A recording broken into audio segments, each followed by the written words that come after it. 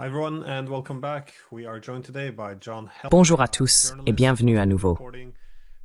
Nous sommes rejoints aujourd'hui par John Helmer, un journaliste qui couvre l'actualité depuis Moscou depuis plus de 30 ans et qui est également le fondateur du site Dances with Bears. Bienvenue dans l'émission, merci de m'accueillir, Glenn. Ravi d'être ici.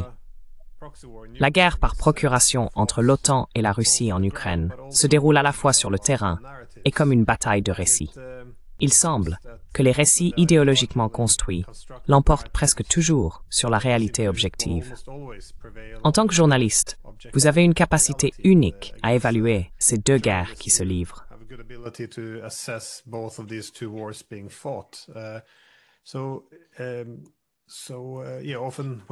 Très souvent, lorsqu'on discute de la guerre, la conversation finit par porter sur les médias, ce qui est inévitable, étant donné que les récits se sont tellement éloignés de la réalité. Mais je pense qu'un bon point de départ serait « Comment évaluez-vous la possibilité d'une paix ?» Car pour mettre fin à la guerre par procuration, les Russes exigent que les causes profondes du conflit soient résolues. Or, vous suivez l'escalade des tensions entre l'OTAN et la Russie depuis 30 ans. Quelles sont donc, selon vous, ces causes profondes que la Russie exige de voir résolues pour mettre un terme à ce conflit?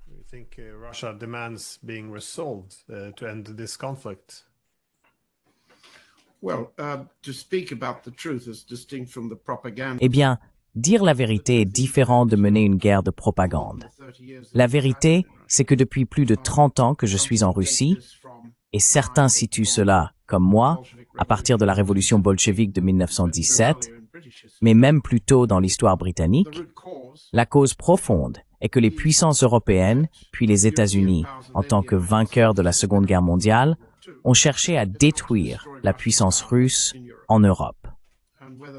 Que cela ait été appelé anticommunisme après la Révolution ou non, il s'agit fondamentalement d'une stratégie impériale, d'abord de la Grande-Bretagne, puis des États-Unis. Et dans la mesure où Adolf Hitler, en Allemagne, nourrissait des ambitions impériales ou expansionnistes, la destruction de l'Union soviétique en était une composante essentielle.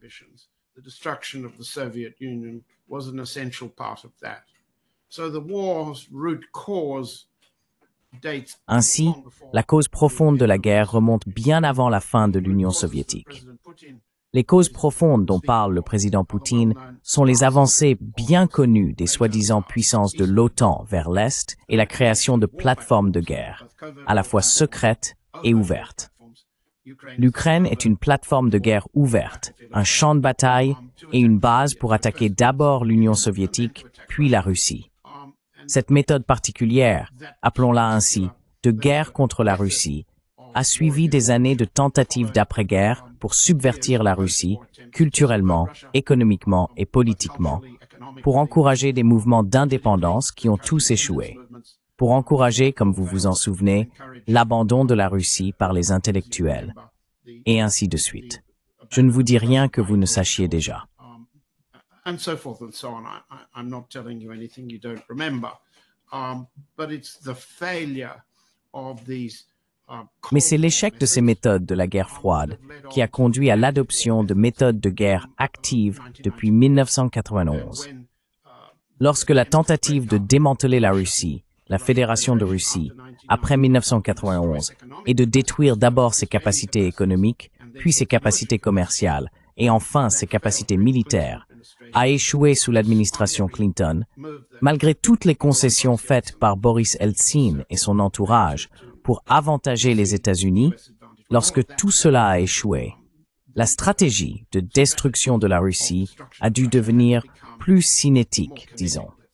Et c'est ce qui s'est produit depuis 2014, avec le renversement du gouvernement ukrainien de Yanukovych et la construction d'une plateforme de guerre avec plusieurs lignes de fortification progressant vers l'Est, en vue de la préparation après la défaite du régime de Kiev dans la guerre civile, et finalement avec un plan d'attaque contre la Novorossia puis le territoire russe.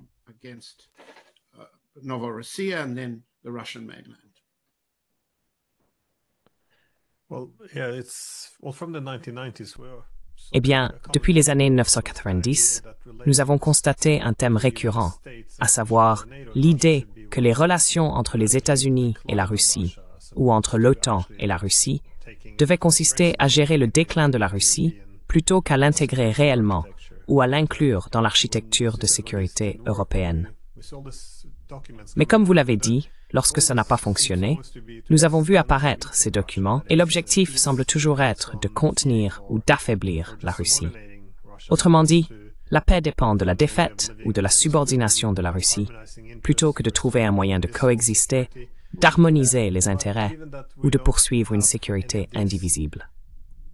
Mais étant donné que nous n'avons rien de tout cela, étant donné que la solution consiste toujours à vaincre la Russie, comment voyez-vous la réponse aux exigences de paix ou aux concessions que la Russie réclame pour mettre fin à ce conflit?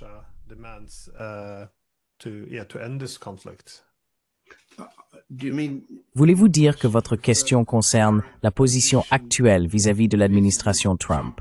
Oui, Trump et les Européens.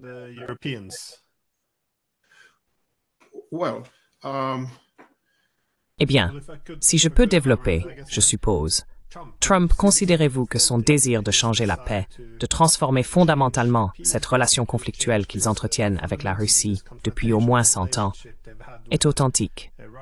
Ou s'agit-il simplement, selon vous, d'une autre tromperie, une sorte de pause pour se regrouper avant de continuer?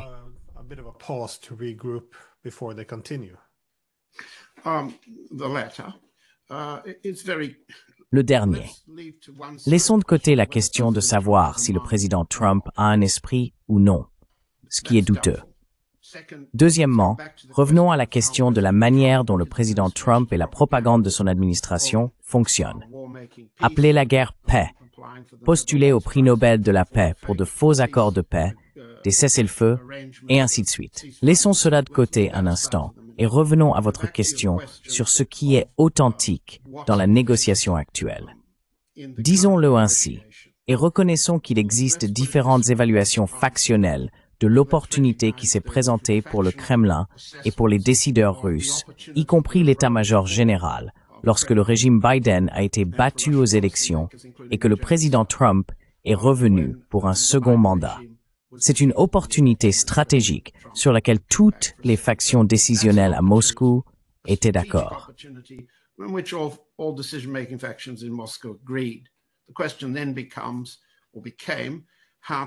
La question devient alors, ou est devenue, comment encourager l'opportunité qui s'est présentée après le total, appelons-le blackout, d'un régime russophobe dirigé par un président atteint de démence, contrôlé par un groupe d'individus russophobes comme Antony Blinken et Victoria Nuland. Ne nous trompons pas, et cela n'est publié ni à Moscou ni aux États-Unis. Des personnes ayant des antécédents russophobes identiques, tant sur le plan religieux que familial, se trouvent à la Maison-Blanche sous Trump. Et je ne parle pas seulement de l'administration. Je parle du premier étage de la Maison-Blanche, où se trouve le chef de cabinet adjoint, Stephen Miller, dont les origines sont identiques à celles de Blinken et Nuland. Ce sont des combattants russophobes dont les familles défendent cette doctrine depuis 100 ans ou plus.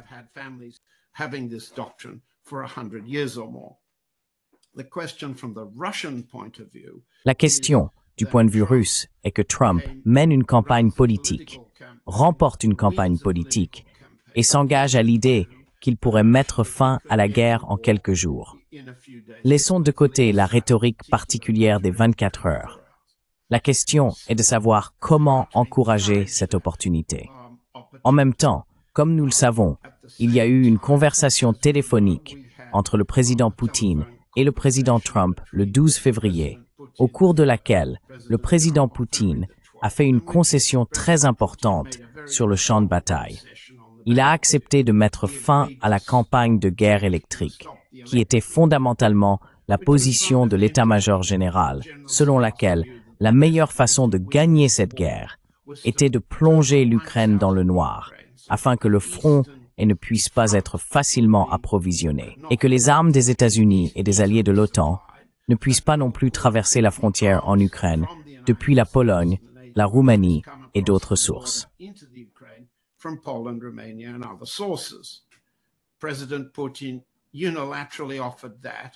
Le président Poutine a proposé cela unilatéralement dans l'idée qu'il pourrait y avoir une réciprocité du côté ukrainien.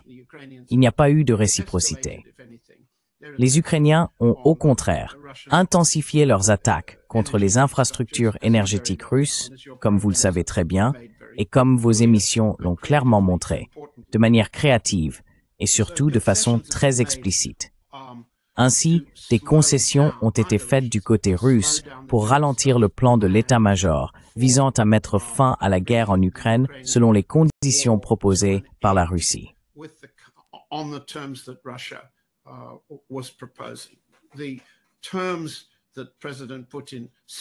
Les conditions que le président Poutine a exposées en juin dernier, en juin 2024, et qu'il a répétées à de nombreuses reprises, ne correspondent pas à l'idée américaine d'un échange de territoire, mais plutôt à l'intégration de la Novorossiya, les 4 régions, plus la Crimée, qui font déjà légalement et constitutionnellement partie de la Russie, à la création d'une zone démilitarisée, d'une profondeur suffisante pour protéger le territoire russe de toute portée d'armes que les alliés de l'OTAN pourraient déployer sur ce champ de bataille, et à la dénazification du régime de Kiev, ce qui signifiait au minimum de nouvelles élections. Voilà, pour résumer le plus simplement possible, la version abrégée par le président Poutine d'une tentative bien plus vaste de s'attaquer à la cause profonde.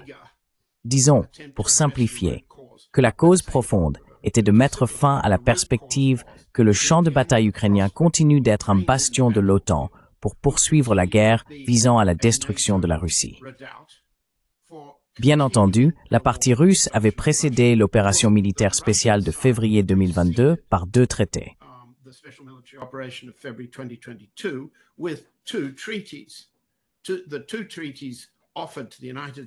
Les 2 traités proposés aux États-Unis et à l'OTAN le 17 décembre 2021 suggéraient une architecture de sécurité mutuelle et réciproque pour l'Europe, qui aurait eu pour effet, si elle avait été acceptée, de mettre fin à cette guerre centenaire contre la Russie.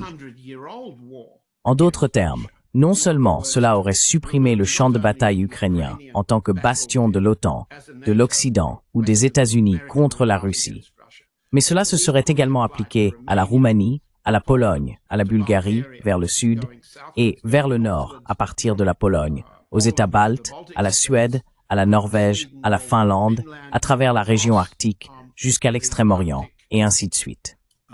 Cela aurait certainement permis de traiter les menaces qui se sont matérialisées contre le Caucase russe, en Iran, ou contre l'Iran de la part d'Israël et des États-Unis.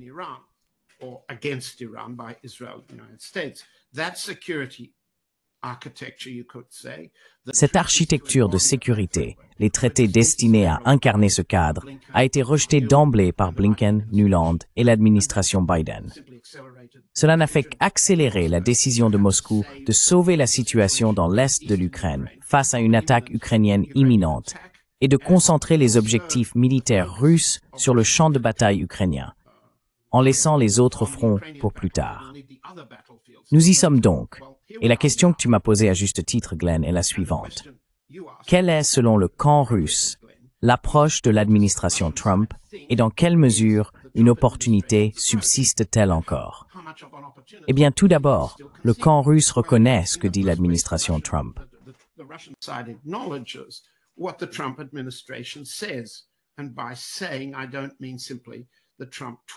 Et en disant cela, je ne parle pas simplement de la machine à tweets de Trump.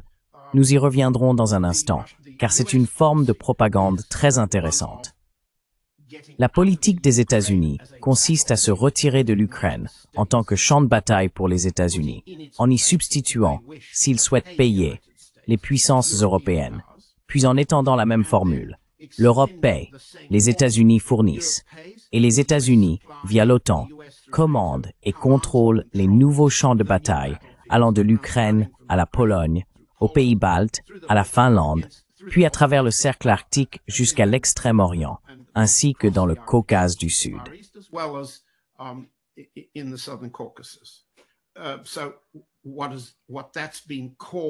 Ce que Elbridge Colby, l'ancien secrétaire adjoint à la Défense chargé de la stratégie et du développement des forces, a appelé cela, c'est la séquentialisation des guerres. afin que les États-Unis ne risquent pas de perdre une guerre par manque de capacité sur un champ de bataille particulier. Perdre une guerre est la préoccupation principale, personnelle, politique et liée à la réélection, pour le président Trump lui-même et son entourage. Perdre cette guerre est ce qu'ils veulent absolument éviter. Maintenant, je ne veux pas mélanger ce que vous m'avez demandé sur la façon dont les différentes factions de la politique russe réfléchissent avec mon analyse de l'administration Trump. Donc, si je les mets ensemble, je dirais ceci, puis je m'arrêterai. L'opportunité russe demeure. Que sait Trump, personnellement, des conditions russes, au lieu de ce qu'il entende ses émissaires, comme Stephen Witkoff et d'autres?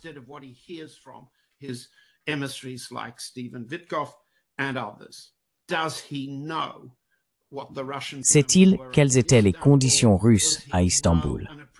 Sait-il et comprend-il ce que le président Poutine a réellement dit? C'était la raison pour laquelle le président Poutine avait accepté de se rencontrer à Anchorage, en Alaska, alors que le lieu de la rencontre aurait dû être soit Istanbul en mai, soit Abu Dhabi ou Dubaï en mai, au lieu de l'Alaska. Poutine avait clairement exprimé sa volonté d'aller aux Émirats Arabes Unis, mais il a accepté d'aller en Alaska. L'objectif était de clarifier à Trump ce que la partie russe souhaitait et que la partie russe comprenne ce qu'il savait et ce qu'il ferait ensuite. Et la réunion, nous le savons grâce aux documents qui ont fuité du département d'État dans la presse, a été considérablement écourtée. Elle devait durer plus de 4 heures. Elle a été réduite à 2.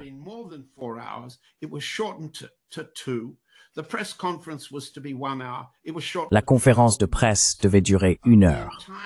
Elle a été réduite à 12 minutes. L'ensemble du programme a été écourté lorsque Trump a déclaré qu'il voulait rentrer chez lui. Et ce qui s'est passé, du point de vue russe, c'est une série de petits gains. Le fait que Trump ait enfin entendu cela de la bouche de Poutine. Et on a vu une forme d'impatience de Trump à écouter Poutine, puisque sur les 12 minutes de la conférence de presse, le président Poutine a parlé à partir de ses notes pendant 8 de ces minutes. Il ne fait donc aucun doute que Trump savait désormais directement en face à face. Deuxièmement, il y a eu un accord. Hier, le président Poutine a parlé d'un accord.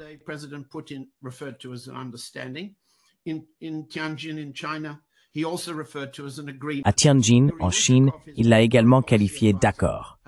Yuri Ushakov, son conseiller en politique étrangère, a utilisé les deux termes, parlant d'entente ou d'accord. De quoi s'agissait-il? Principalement, Trump a déclaré avoir dit à Poutine qu'il était prêt à retarder toute action offensive significative contre la Russie. Cela signifiait en particulier la suspension ou le report de l'imposition de sanctions secondaires contre l'Inde et d'autres pays pour avoir commercé avec le pétrole et le gaz russe. Or, ce report a pris fin très rapidement. Et il n'est pas certain pour moi que Trump ait même compris que le 15 août, il accordait un délai. Le 27 août, la sanction de 50% contre l'Inde pour avoir commercé avec le pétrole a été imposée. Et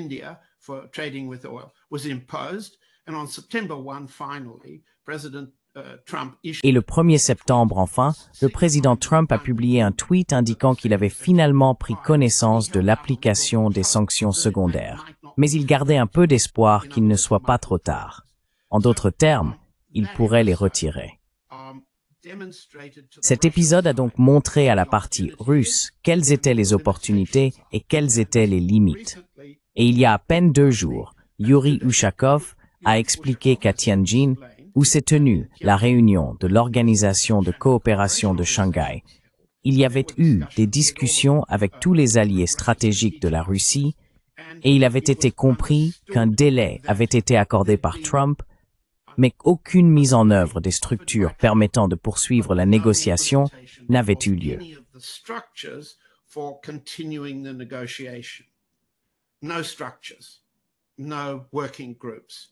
Aucune structure, aucun groupe de travail, aucun échange supplémentaire pour préparer la soi-disant réunion trilatérale entre Trump, Zelensky et Poutine. Aucune préparation d'un ordre du jour, aucune préparation de conditions.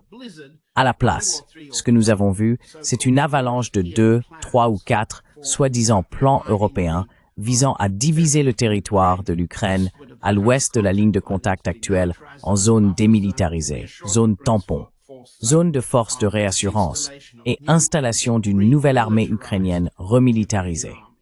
Or, dès que ces plans sont adoptés par les Américains, et ils sont à moitié soutenus par eux, mais pas encore approuvés par Trump lui-même, on parle alors de remilitariser l'Ukraine. Et cela, pour le dire poliment, est inenvisageable pour la partie russe.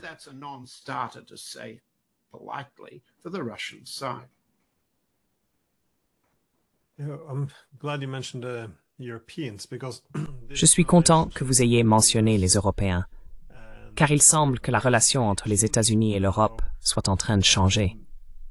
Évidemment, alors que les Russes sont en train de gagner la guerre, il est assez prévisible que les États-Unis cherchent une forme de désescalade.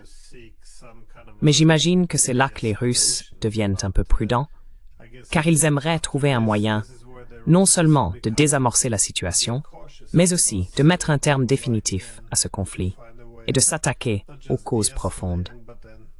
Mais il semble que surtout du côté des Européens, ils souhaitent garder la possibilité d'escalader à nouveau plus tard, une fois qu'ils auront retrouvé leurs forces et se seront réorganisés. Donc encore une fois, il ne s'agit pas de régler complètement la situation. C'est en quelque sorte une occasion unique. Enfin, on pourrait appeler cela une opportunité d'avoir potentiellement des centaines de milliers de soldats ukrainiens qui pourraient être utilisés à l'avenir comme contrepoids face aux Russes. Ce n'est donc pas quelque chose dont ils veulent se détourner immédiatement.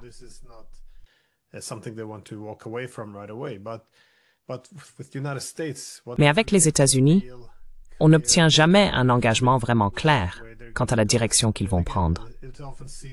Et encore une fois, il semble souvent que cela relève de l'ambiguïté stratégique. Mais pensez-vous que les Américains cherchent seulement une répartition différente des rôles entre eux et les Européens, alors que l'on attend des Européens qu'ils poursuivent la guerre contre la Russie, qu'ils continuent à la financer, tandis que les États-Unis n'auraient pas à assumer la responsabilité d'une éventuelle défaite. Ils pourraient en tirer des bénéfices en vendant du matériel et auraient aussi l'opportunité d'établir des liens bilatéraux avec la Russie pour s'assurer de ne pas s'isoler d'un de ces géants eurasiens et en quelque sorte faire payer tous les coûts aux Européens. Ou pensez-vous qu'il y a quelque chose de plus authentique derrière cela, en termes de réorganisation des relations? Que veux-tu dire par authentique, Glenn?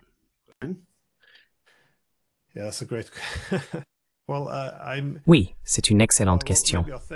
Eh bien, par authentique, j'entends peut-être qu'ils souhaitent réellement une fin permanente à la guerre. Donc, l'objectif ici est-il vraiment de mettre fin à la guerre ou simplement, je suppose, de descendre l'échelle de l'escalade? Parce que lorsqu'on est une puissance dominante, on cherche souvent la domination dans l'escalade. On augmente les tensions quand on le souhaite, puis on désescalade quand c'est approprié. Mais mettre fin à un conflit signifie perdre le contrôle sur cette domination de l'escalade, car cela réduit la capacité à réescalader à l'avenir lorsque cela devient utile. Donc, en d'autres termes, voyez-vous des signes que les Américains sont prêts à réellement renoncer à cette domination de l'escalade, qu'ils sont disposés à y mettre un terme? No, and I think that's, I'm sorry to interrupt you. I think that's the right way. Je suis désolé de vous interrompre. Je pense que c'est la bonne façon de dire, la bonne terminologie. Il n'existe absolument aucune preuve, ni au niveau personnel pour le président Trump, ni au sein du département de la Défense, de la Maison-Blanche, dans ce mélange étrange entre le Conseil de sécurité nationale et le département d'État qui est en train de se former, ni dans les agences de renseignement, qu'il y ait un manque de combattants anti-russes du même type, comme je l'ai déjà dit, que la bande de Blinken de l'administration précédente. Mais deuxièmement, il n'y a absolument aucune volonté de céder la domination dans l'escalade. Au contraire, toute la notion de rendre l'Amérique grande à nouveau, rendre l'Empire américain grand à nouveau, MAGA et méga, sont des idées personnelles, des engagements psychologiques du président Trump.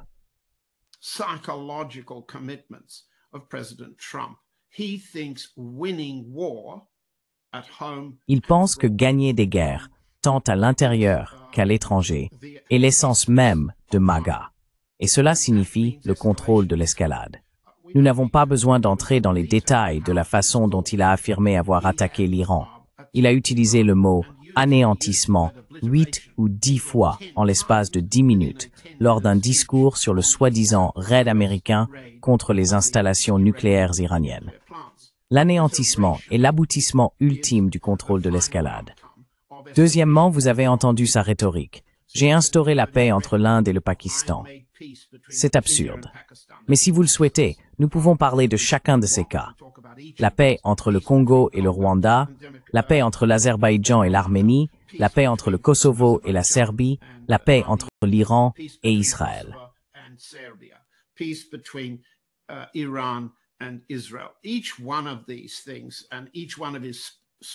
Chacune de ces choses et chacun de ces porte-paroles, que ce soit Wittkopf, Miller ou les autres, ne cesse de répéter le même argument. Et toute la campagne à laquelle votre Premier ministre, le Premier ministre norvégien, a été incité par Trump, vous vous souvenez, à la Maison-Blanche, à faire pression sur le comité du prix Nobel pour organiser cela, en est un autre exemple. Chacune de ces actions est une affirmation psychologique de l'expansion de l'Empire américain. Et pour Trump, c'est une démonstration personnelle de pouvoir, exprimée à la fois sur le plan national et sur la scène internationale. Il n'y a donc aucune intention de faire quoi que ce soit qui ressemble à une acceptation de la désescalade dans ce sens. C'est la même chose à l'intérieur des États-Unis. Et maintenant, je parle en tant qu'Américain, en tant qu'ancien professeur de longue date aux États-Unis, et ainsi de suite.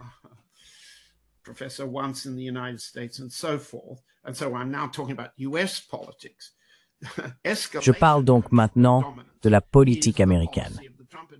La domination par l'escalade est la politique de l'administration Trump, qui militarise la gestion des grandes villes où il y a une opposition à Trump. Il s'agit de Washington, D.C., de Los Angeles et bientôt de Chicago. La militarisation, mettre littéralement des troupes dans la rue, que les tribunaux ordonnent leur retrait, qu'ils jugent cela inconstitutionnel ou non, tout cela n'aura pas d'importance. Trump, Miller et les autres ont décidé de militariser le contrôle intérieur des villes potentiellement démocrates. Il n'y a donc absolument aucune volonté, du côté américain, de céder la domination par l'escalade sur le territoire national.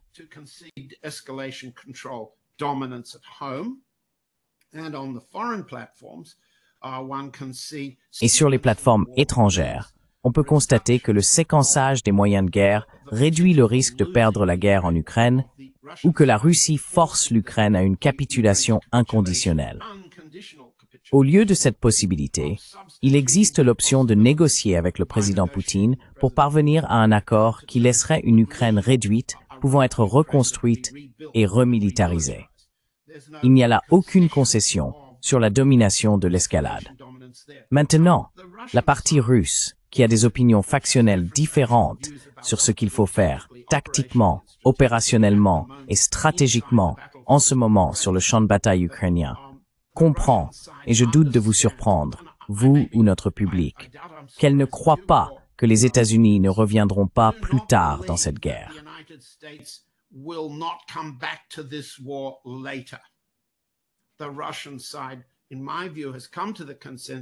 À mon avis, la partie russe est parvenue à un consensus selon lequel la Russie bénéficierait également d'une pause pour se regrouper, se réorganiser et réallouer des ressources en vue de la reprise de la guerre sur le champ de bataille ukrainien et de l'escalade du conflit contre la Russie, comme je l'ai dit. La Pologne, les pays baltes, la Finlande, pour être précis, allaient dans cette direction, ainsi qu'au sud. Ce à quoi nous assistons, c'est donc une négociation des conditions d'une pause, sans que la partie russe ne renonce à sa domination dans l'escalade sur le champ de bataille. Comment la partie américaine peut-elle parvenir à cela avec les Européens? Pour ma part, je ne vois pas le genre de division entre Européens et Américains que certains podcasteurs pleins de vœux pieux aimeraient voir.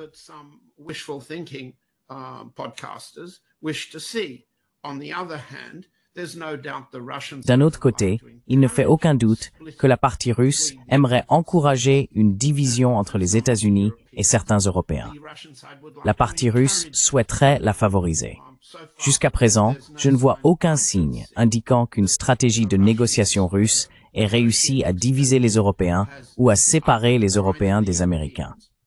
Mais si l'on pose la question, pourquoi les régimes européens pensent-ils que la poursuite de cette guerre contre la Russie est une bonne politique, qu'elle leur permettra de rester au pouvoir et d'assurer leur prospérité ainsi que celle de leurs électeurs? C'est une question différente, n'est-ce pas?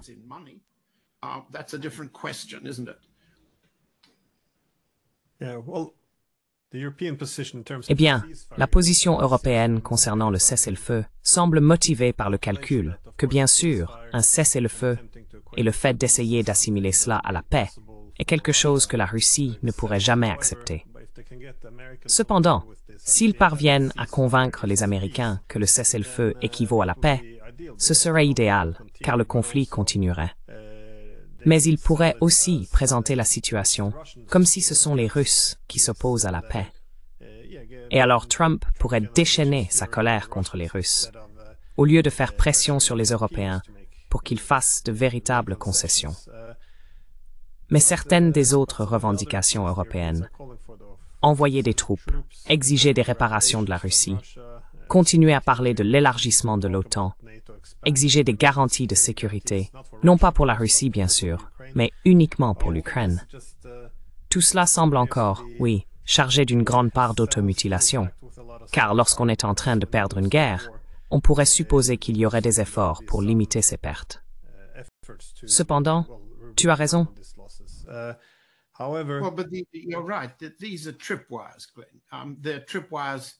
Ce sont des pièges, Glenn. Ce sont des pièges pour donner l'impression, comme tu l'as dit, que le camp russe est responsable de la poursuite de la guerre, que le camp russe refuse de négocier de manière authentique et de bonne foi. Le camp russe, d'abord, n'aurait pas accepté le cessez-le-feu immédiat. Maintenant, je pense que le chancelier allemand, Friedrich Merz, n'a cessé de répéter « cessez-le-feu, cessez-le-feu, cessez-le-feu » lors de la dernière table ronde des dirigeants européens à la Maison-Blanche.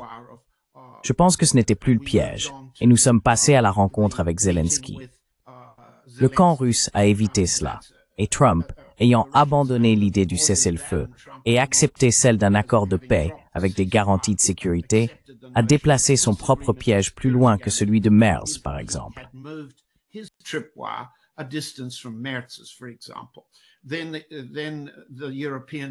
Ensuite, les Européens ont proposé un autre mécanisme de dissuasion parce qu'ils savaient que le président Poutine ne rencontrerait pas Zelensky.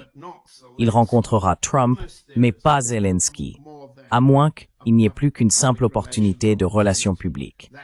Ce mécanisme de dissuasion a été mis en œuvre et il ne fonctionne pas tout à fait. Donc, le mécanisme suivant a été celui des garanties de sécurité. Et comme tu l'as dit, Glenn, les garanties de sécurité qui ont été élaborées, qui ont fuité la semaine dernière dans The Telegraph, le plan du Telegraph de Londres, avec 3 zones et plusieurs lignes de fortification et des forces de réassurance déployées.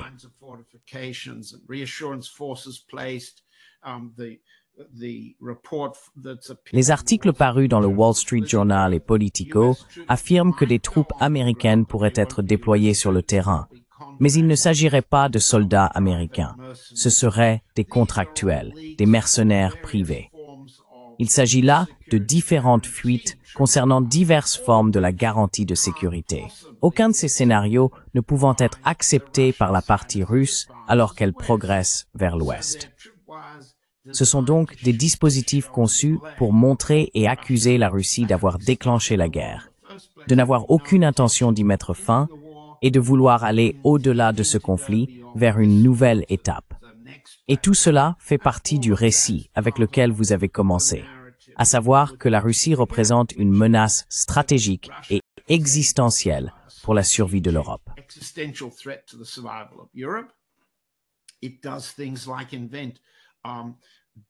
Elle fait des choses comme inventer des agents neurotoxiques, comme le nom Novichok, et mener des attaques sur le sol britannique, visant des personnes innocentes, prouvant que le président Poutine est lui-même un meurtrier qui ne respecte ni les droits humains, ni le droit international, etc., etc. Ainsi, le récit autour du Novichok a d'abord été une création du gouvernement britannique, puis du gouvernement allemand, avec Alexei Navalny, une partie de la stratégie visant à construire un soutien public pour une politique de guerre qui faisait déjà partie de la politique européenne et qui en fait toujours partie, tout comme de la politique américaine. Car comme vous l'avez dit au début, la partie russe est en train de gagner sur ce terrain.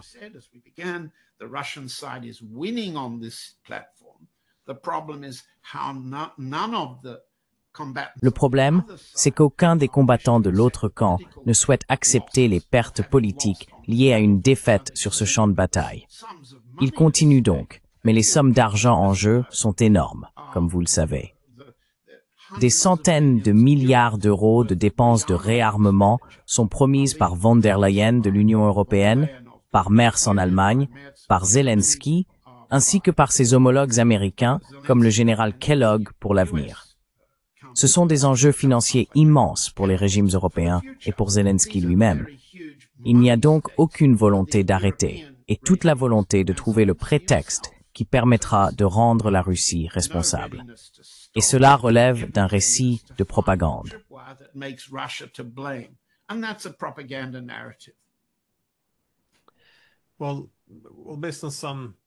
Eh bien, d'après certains documents antérieurs des États-Unis, notamment de la Rand Corporation et d'autres, il semble que l'objectif, la guerre idéale pour l'OTAN, serait d'avoir quelque chose entre un proxy ukrainien et la Russie, qui serait, je suppose, de faible intensité et durerait des années, simplement pour saigner progressivement la Russie, la surmener et peut-être commencer à déstabiliser un peu la société de l'intérieur. Mais cela, bien sûr, a maintenant quelque peu échappé à tout contrôle. Et comme nous le voyons aujourd'hui, les lignes de front sont en train de céder. Pas seulement de céder, mais le nombre d'avancées russes semble augmenter rapidement.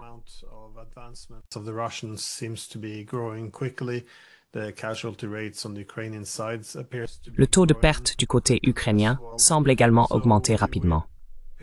Nous semblons donc atteindre une sorte de point de rupture. Jusqu'à présent, les États-Unis, ou du moins sous Trump, ont tenté de jouer les médiateurs, c'est-à-dire qu'il affirme être un arbitre. Vous avez mentionné Miller. Il a fait le même constat. Ce n'est pas notre guerre. Nous essayons simplement d'apporter la paix. Mais en même temps, Trump a reconnu que c'est la guerre de Biden, que l'OTAN ne devrait pas chercher à s'étendre. Donc d'un côté, il reconnaît qu'il s'agit d'une guerre.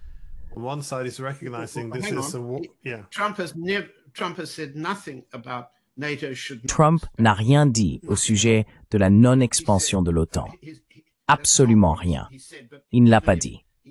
Même s'il tient parfois des propos qui pourraient être interprétés ainsi, il en tient d'autres qui vont tout à fait dans le sens contraire. Je ne pense pas que l'on puisse citer un quelconque engagement de la part de Trump qui suggérerait qu'il s'oppose à l'élargissement de l'OTAN. Au contraire, il serait ravi d'envoyer une facture pour l'expansion de l'OTAN. Tant que les armes sont américaines et que la structure de commandement reste sous contrôle américain. Grinkovich, j'ai oublié comment le chasseur actuel prononce son nom, mais le commandement et le contrôle resteront américains. Command and control will remain American. Battlefield intelligence, targeting, coordination. Le renseignement sur le champ de bataille, le ciblage et la coordination resteront américains. Mais le paiement de tout cela viendra des États européens et ira directement dans la poche de Trump. Et par mettre dans la poche de Trump, je veux dire littéralement. Les pots de vin impliqués dans cette affaire, transitant par Witkoff et les membres de sa famille, ainsi que Howard Blutnick, le secrétaire américain au commerce, sont très, très importants. Ils éclipsent les pots de vin que la famille Biden ou la famille Clinton ont reçus dans leurs affaires liées à ces questions. Ils éclipsent la corruption des Clinton et des Biden impliqués dans la guerre en Ukraine. Mais je ne vois aucune preuve que Trump souhaite réduire ou diminuer les pouvoirs de l'OTAN. Diminish NATO's powers. What I think is happening is Ce que je pense, c'est qu'on assiste à un récit qui inverse complètement la réalité. On fait la guerre, tout en l'appelant la paix, on en fait une immense entreprise lucrative pour les États-Unis, et on concentre la puissance militaire américaine là où elle aura le plus d'impact. Et cela sert en partie à soutenir Israël contre l'Iran. C'est assurément pour soutenir Israël dans le génocide des Palestiniens à Gaza. On pourrait faire le tour du monde et identifier chacune des guerres que les États-Unis continuent de mener, y compris celle que vous venez d'évoquer dans votre émission, comme la guerre actuelle contre le Venezuela.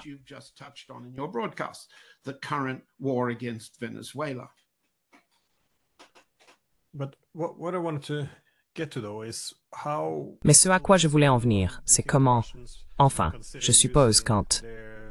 Pensez-vous que les Russes envisageraient d'utiliser leurs très puissants missiles avant-garde? Parce que, je veux dire, qu'est-ce qui pourrait déclencher cela?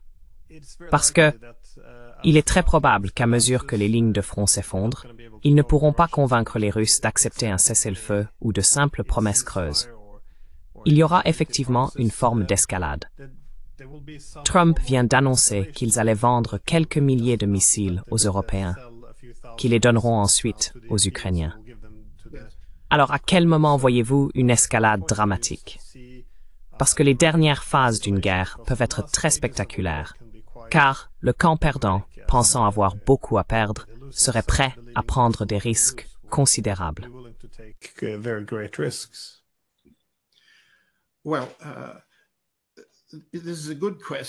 Eh bien, c'est une bonne question.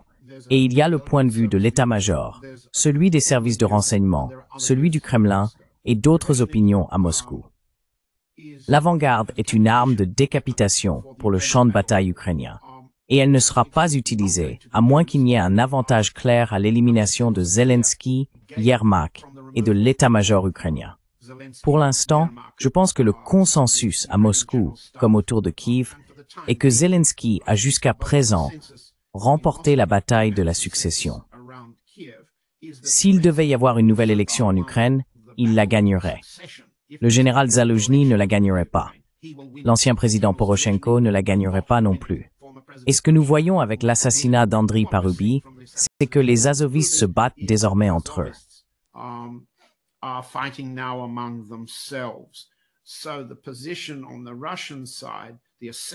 Donc, la position du côté russe, l'évaluation du côté russe à ce stade du jeu, et il est prématuré de dire qu'il s'agit d'une politique, et que la décapitation n'aboutirait pas à un résultat politique favorable à la Russie.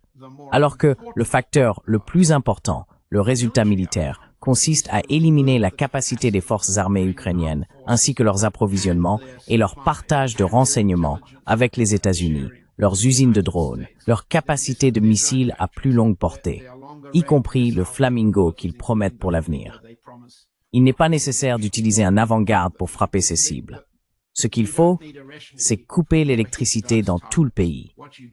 Et c'est quelque chose, étrangement, que le président Poutine n'a pas permis à l'état-major général de mettre en œuvre, car il y a eu une suspension de la guerre électrique à l'ouest, certainement de Kiev, à la frontière polonaise.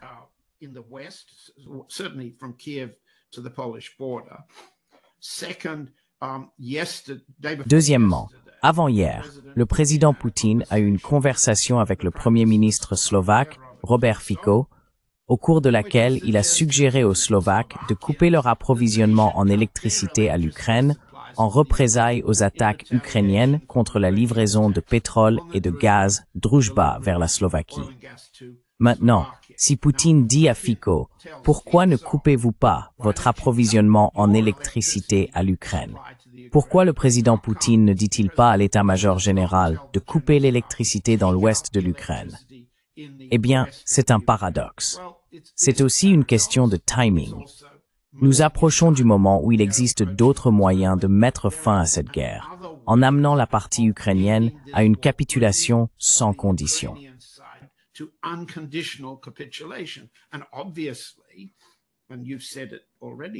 Et évidemment, et tu l'as déjà dit, Glenn, les alliés européens et les États-Unis ne veulent pas voir cela comme leur défaite. C'est à la fois un problème de récit pour eux et un problème militaire. Donc pour le dire de façon un peu longue, les Arechniks, c'est Arechnik au singulier, Arechniki au pluriel, ne sont pas nécessaires actuellement pour atteindre les objectifs sur le champ de bataille que le camp russe est capable d'atteindre. Deuxièmement, les Arechniks comme moyen de dissuasion pour la reconstruction ou l'expansion de base. Ton pays, la Norvège, joue désormais un rôle de plus en plus important dans l'est de la Pologne pour renforcer une base destinée aux opérations de l'OTAN. L'Allemagne et la Norvège remplacent les troupes américaines en Pologne autour de Rzeszów afin de créer une future rampe de lancement pour davantage de guerres, soit à travers l'Ukraine, soit directement contre la Biélorussie, et ainsi de suite.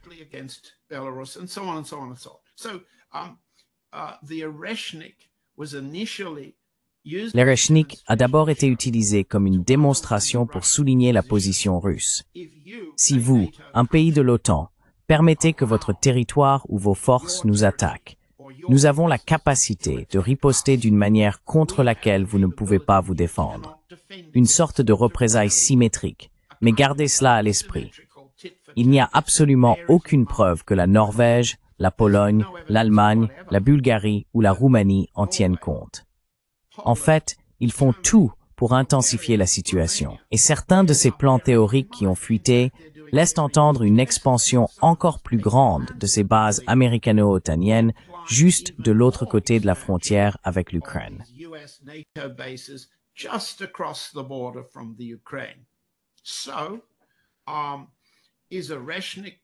Alors, doit-on utiliser un Erechnik contre eux ou simplement les menacer avec? Eh bien oui, c'est le cas, mais il s'agit d'une menace. Les Roumains disposent d'une base de missiles Aegis américaine, capable de porter des armes nucléaires dans le sud de la Roumanie. La Pologne possède une base comparable, également capable de porter des armes nucléaires dans le nord du pays.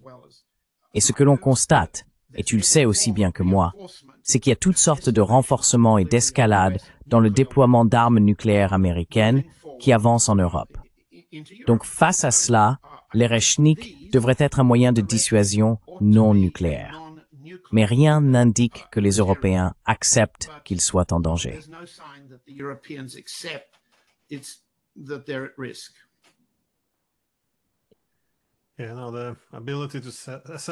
La capacité à évaluer les risques semble avoir diminué. Ma dernière question porte sur la façon dont vous percevez l'évolution actuelle sur le champ de bataille. L'échec de la diplomatie a progressé face, je suppose, aux luttes internes en Ukraine et en Occident, aux propres problèmes économiques de l'Occident, ainsi qu'au soutien militaire. Comment voyez-vous la fin de cette guerre aujourd'hui? Pensez-vous qu'elle se terminera sur le champ de bataille? Ou est-ce que d'autres projections?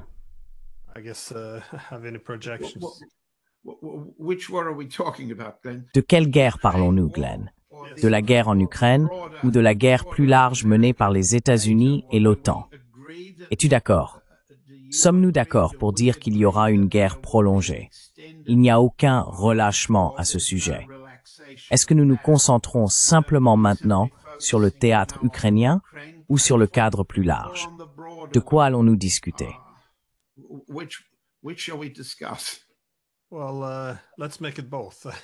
Eh bien, faisons les deux.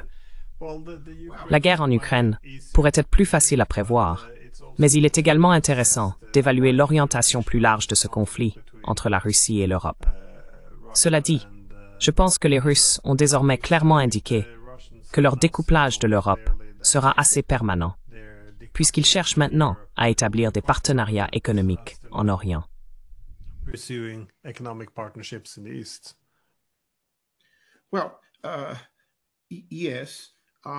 Eh bien, oui, vous avez soulevé un point tout à l'heure sur lequel j'aimerais revenir, à savoir que la partie russe a manifestement offert des incitations financières très substantielles aux États-Unis, à la communauté d'affaires américaine, sous forme d'incitations et de récompenses, tant des pots de vin individuels que d'importants profits d'investissement pour les entreprises, afin de trouver un ensemble d'accommodements qui réduirait les sanctions américaines contre la Russie dans le but d'accroître les échanges commerciaux entre les États-Unis et la Russie. On peut d'ailleurs le constater dans la récente négociation rapportée entre Rosneft et ExxonMobil concernant la possibilité pour ExxonMobil de reprendre ses forages et ses opérations pétrolières sur les champs pétrolifères de Sakhalin 1, où la partie russe ne souhaite pas abandonner la possibilité d'incitation financière envers les États-Unis.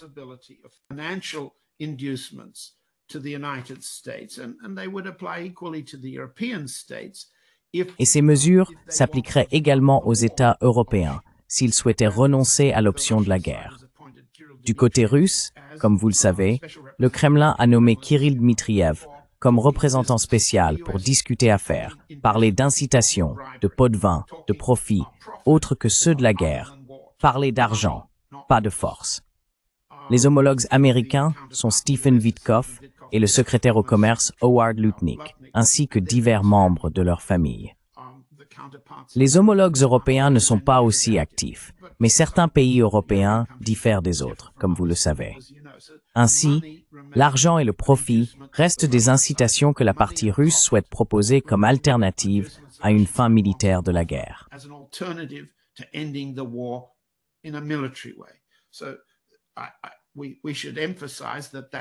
Nous devrions donc souligner que cette possibilité est sur la table.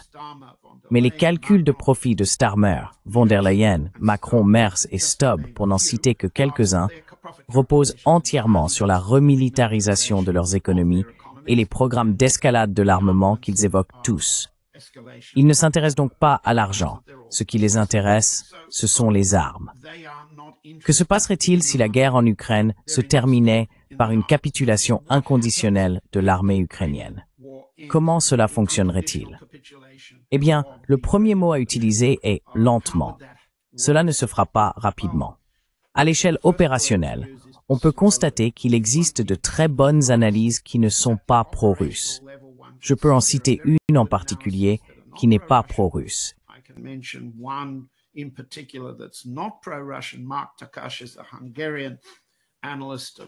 Mark Takacs est un analyste militaire hongrois spécialisé dans les engagements au niveau opérationnel le long de la ligne de contact. Ce que l'on observe, ce sont des gains opérationnels accélérés allant de l'échelon compagnie à l'échelon bataillon, avec une ambition opérationnelle russe croissante de progresser vers l'ouest.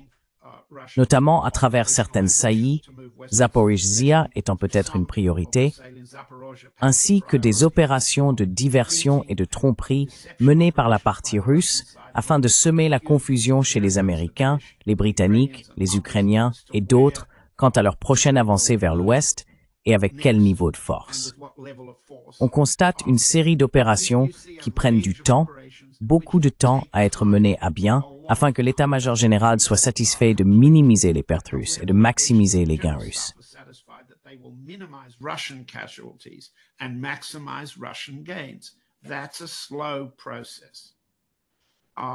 C'est un processus lent. Peut-il être accéléré avec plus d'armement du côté russe, plus de main-d'œuvre? Oui, c'est possible. Mais il est peu probable qu'il soit accéléré. Maintenant, regardez le mois dans lequel nous sommes. Nous sommes en septembre, à l'automne.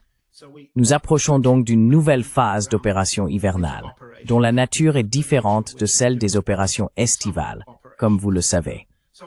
Je dirais donc que la guerre en Ukraine se termine lentement. Je n'ai jamais été aussi confiant que certains podcasteurs militaires américains à la retraite qui pensent qu'après avoir vaincu l'Ukraine et les armes américaines, la victoire militaire sera rapide. Et je ne connais aucune source officielle russe qui pense que l'issue sera rapide. Ce sera lent.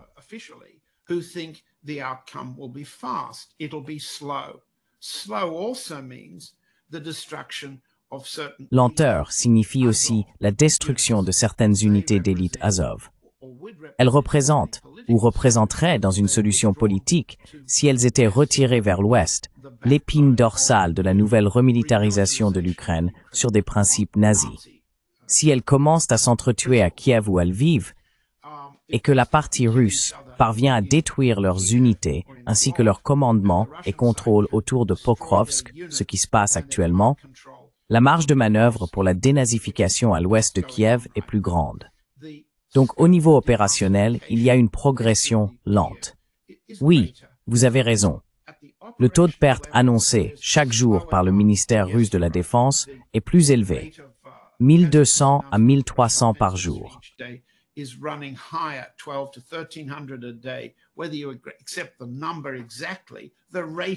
Que vous acceptiez le chiffre exact ou non, le taux d'augmentation est nettement supérieur à ce qu'il était il y a plusieurs mois. Il est probable qu'il continue de croître à mesure que nous avançons. Mais le processus vers l'Ouest est lent. Que fera le camp américain pour arrêter ou dissuader la Russie? Eh bien, nous venons de voir ce qu'ils ont tenté de faire contre l'Inde. En d'autres termes, intensifier l'attaque contre les Alliés, comme couper le commerce pétrolier ou attaquer des pétroliers. Rappelons que les États-Unis et les Britanniques engagent des forces spéciales pour attaquer ce qu'on appelle le commerce des pétroliers noirs, pour frapper physiquement ces navires. Que se passera-t-il si le camp américain décide de mettre en œuvre ce que le président Trump vient tout juste d'annoncer, à nouveau, sa déception envers le président Poutine?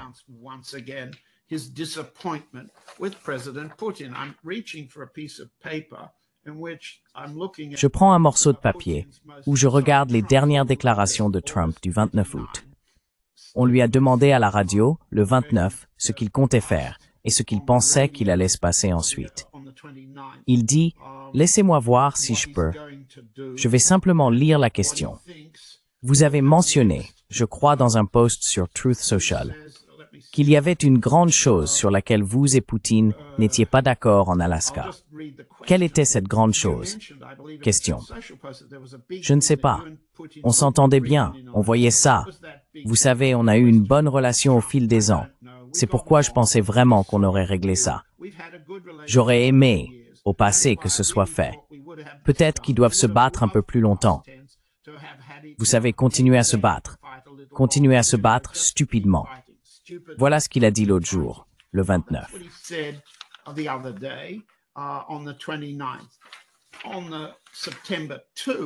Le 2 septembre, lorsqu'il s'est remis de sa maladie et a voulu prouver qu'il n'était pas mort, ce que disaient les réseaux sociaux, regardez-le. Sa voix était encore cassée et il avait perdu son bronzage artificiel. Mais il était vivant. Question. 2 septembre. Avez-vous parlé avec le président Poutine au cours de la semaine passée? Donald Trump? Oui, je ne veux pas. J'ai appris des choses qui seront très intéressantes. Je pense que dans les prochains jours, vous le découvrirez. Question. Y aura-t-il des conséquences s'il n'y a pas une sorte d'annonce d'une rencontre entre le président Poutine et le président Zelensky? Réponse de Trump. Oui, il y aura des conséquences. Nous allons voir ce qui se passe. Nous allons voir ce qu'ils font et ce qui arrive.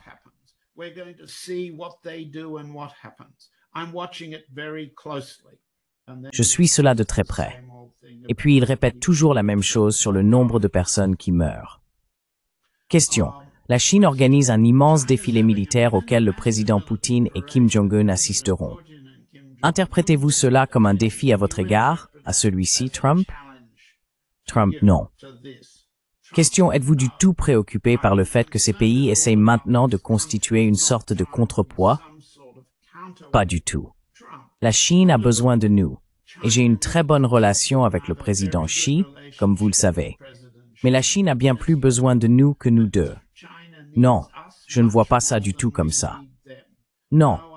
Et j'ai d'ailleurs eu une très bonne rencontre avec le président Poutine il y a quelques semaines. Nous verrons si quelque chose en ressort.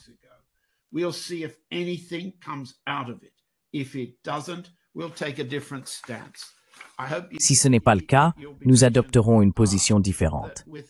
J'espère que vous serez patient avec ma lecture de ce que cet homme a dit au cours des dernières 48 heures. Il y a là un avertissement clair que sa patience touche à sa fin. Sa soi-disant patience. Sait-il ce qu'il va faire ensuite? La réponse, il est aussi peu clair qu'il sache ce qu'il va faire ensuite qu'il ne l'était concernant ce qu'il ferait aux Indiens. Donc, pour revenir à votre question, Glenn, comment la guerre en Ukraine se termine-t-elle sur le champ de bataille? Et je reviens à ma réponse. Lentement, étape par étape, en fonction de ce que le président Poutine observe chez le président Trump, puis réagit. Et le style russe, enfin, il vaut mieux l'appeler le style du président Poutine, est symétrique, œil pour œil. Symmetrical, tit for tat. And if the US side, Et si les États-Unis, en utilisant Zelensky, tentaient quelque chose d'asymétrique lors d'une attaque contre la Russie, par exemple l'attaque de drones, symboliquement, contre le bombardier russe Tupolev, un élément de la triade de dissuasion nucléaire, cela représentait une attaque symbolique contre la capacité nucléaire de la Russie.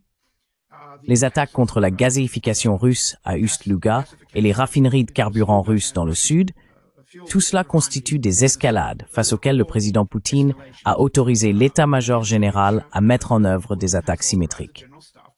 Si les États-Unis passent alors à l'asymétrique, ce que Trump semble suggérer, la Russie fera de même. Mais le résultat? Lent.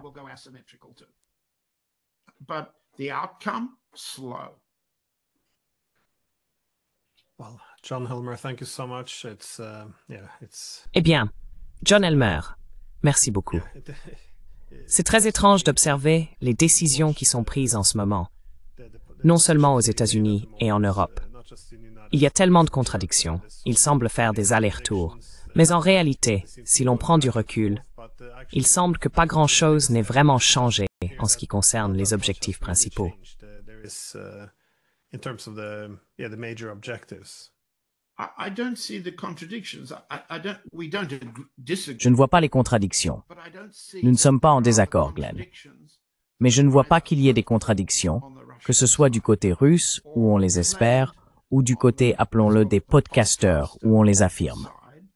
Ce que je constate, en revanche, c'est l'épuisement de la théorie russe de l'opportunité Trump.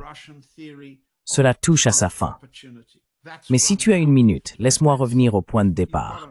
La différence entre le récit de propagande, quand le camp européen dit « nous sommes en train de gagner la guerre », le camp russe répond « eh bien, vous êtes en train de la perdre ». Quand le camp américain dit « nous visons la paix », quand Stephen Miller affirme « nous ne faisons pas partie de cette guerre », nous ne sommes pas un belligérant, nous ne sommes engagés que dans une mission humanitaire. Pourquoi tiennent-ils des propos aussi manifestement faux?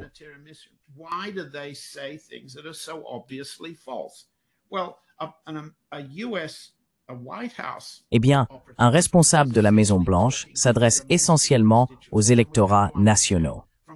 Et il faut comprendre, d'un point de vue politique américain, que le président Trump ne gagne aucun vote, ni aucune amélioration de son taux d'approbation concernant sa gestion de la guerre entre la Russie et l'Ukraine. En fait, et je regarde mon graphique ici, les sondages. Le sondage Gallup montre que la désapprobation de la gestion de la situation en Ukraine par le président Trump a augmenté entre mars et juillet. L'approbation était de 41% en mars pour sa gestion de la guerre en Ukraine. Elle est tombée à 33% en juillet. Cela représente une perte de 8% pour un calcul de la Maison-Blanche. C'est une perte significative. La seule perte de soutien comparable concernant ce que Trump dit faire, la guerre, c'est la paix. Et qu'Insues concerne le Minsk. War is peace, and so forth, is on immigration. Laissez-moi consulter le sondage Gallup.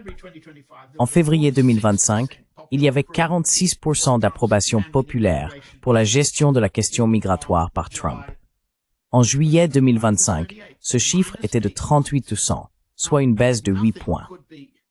Or, rien n'est plus spectaculaire dans la politique intérieure américaine que la gestion de l'immigration, la militarisation des villes, la création d'une nouvelle force de police fédérale appelée ICE, et ainsi de suite, ainsi que la démonstration de déportation cruelle, des hommes enchaînés renvoyés par avion dans d'autres pays.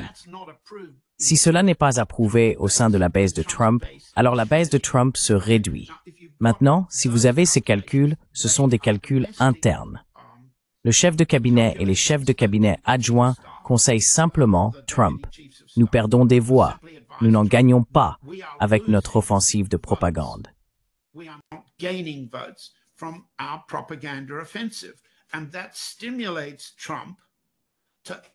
Et cela pousse Trump à ce que vous avez justement décrit comme la domination par l'escalade, une nouvelle démonstration, entre guillemets, de la tactique d'oblitération qui a été utilisée contre l'Iran. Cela ne convainc pas les électeurs américains, mais pour l'instant, Trump croit que c'est le cas. Désormais, des personnes comme Miller contrôlent les tweets de Trump. C'est une totale méprise sur le fonctionnement de la Maison-Blanche de penser que Trump improvise ses tweets et ses courtes conférences de presse. Pour commencer, les conférences de presse sont désormais manipulées, de sorte que seuls les journalistes préalablement informés des questions à poser sont autorisés à l'approcher. Ainsi, la question et la réponse sont toujours préparées à l'avance. Il en va de même pour les tweets. Miller contrôle la rédaction des discours, il contrôle les réseaux sociaux, et il rend compte à Wiles, Susan Wiles, la chef de cabinet.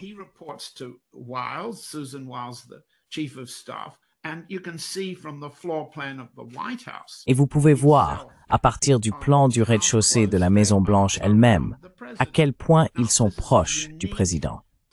Il s'agit là d'une unité unique de formation de la propagande et du récit, dans laquelle ils croient non seulement qu'ils doivent démontrer une domination dans l'escalade, mais aussi que s'ils pensent perdre à un endroit, ils déplaceront leur violence ailleurs. Dans la mesure où ils veulent retarder contre l'Iran ou contre la Russie, ils vont intensifier dans le canal de Panama et au Venezuela. Ils pensent que cela suscite du soutien. Ils se trompent dans leurs calculs, mais il est compréhensible qu'ils le pensent.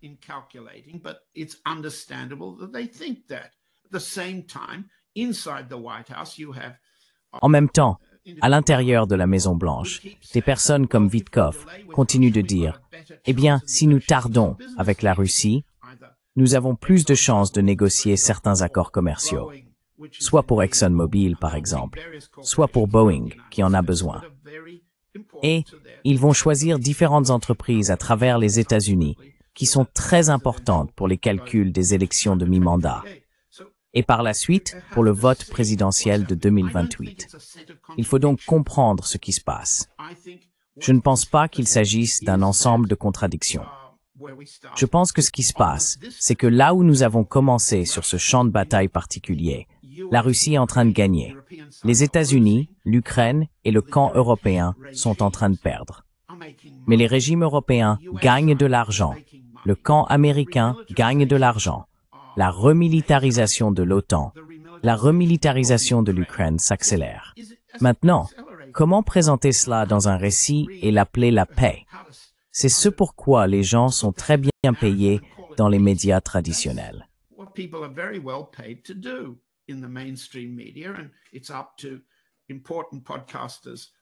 Et c'est à des podcasteurs importants comme vous de dire que cela est faux. C'est inauthentique. Ce n'est pas réel. Mais soyons honnêtes, nous sommes une toute petite voix minoritaire. Il n'existe aucun mouvement anti-guerre significatif aux États-Unis, ni en Allemagne, ni en Angleterre. Pourquoi la narration autour du Novichok a-t-elle été si universellement acceptée en Angleterre sans opposition? Parmi les nombreuses raisons pour lesquelles ces récits sont acceptés, il y a l'augmentation de la répression de notre point de vue si vous voulez, du point de vue de l'opposition. La tentative de personnes de bonne volonté et intelligentes de montrer que le récit officiel est faux.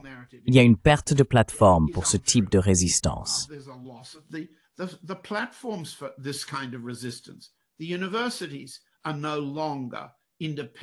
Les universités ne sont plus indépendantes dans la guerre de la propagande. Elles ont été remplacées par des think tanks financés par les États-Unis, par les États européens ou par leurs industries de défense. Il n'y a pas de résistance de la part d'un grand parti politique. Il y a donc très peu de résistance parlementaire. Nous sommes donc une infime minorité à dire « voilà ce qui est vrai et voilà ce qui est faux ». Eh bien, disons que la guerre de la propagande a été remportée par l'autre camp. La guerre militaire, elle, a été perdue par l'autre camp. Mais tant que la guerre de la propagande continue dans cette direction, ce camp-là gagne de l'argent et pense que cela rapporte des voix. Or, tant que les votes ne changent pas, et il n'y a aucun signe que cela arrive bientôt, n'est-ce pas?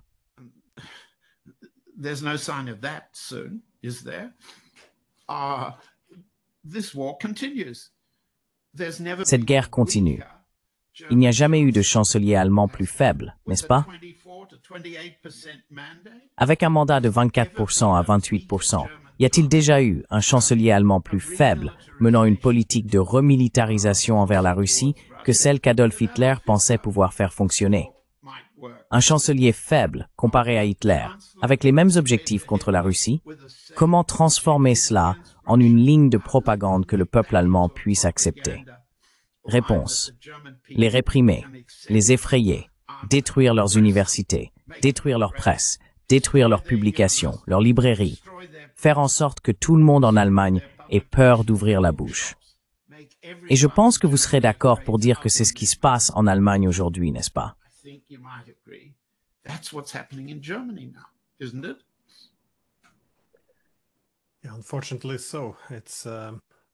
Malheureusement, oui. J'ai remarqué que non seulement en Allemagne, mais dans toute l'Europe, il y a un manque d'acceptation ou de tolérance envers toute forme de dissidence. Il s'agit de cette idée selon laquelle toute contestation touche directement au cœur du récit idéologique plus large de ce que nous faisons en Ukraine, de ce que cet ordre mondial sous l'hégémonie libérale est censé représenter. Toute dissidence est perçue comme une attaque contre l'Occident lui-même, comme une attaque contre le rôle de la démocratie libérale. Ce ne sont que des faits et des discussions, et la dissidence n'a plus sa place, ce qui est vraiment regrettable. Mais encore une fois, merci beaucoup pour votre temps, c'est très apprécié. Merci beaucoup de m'avoir reçu. Thank you very much for having me.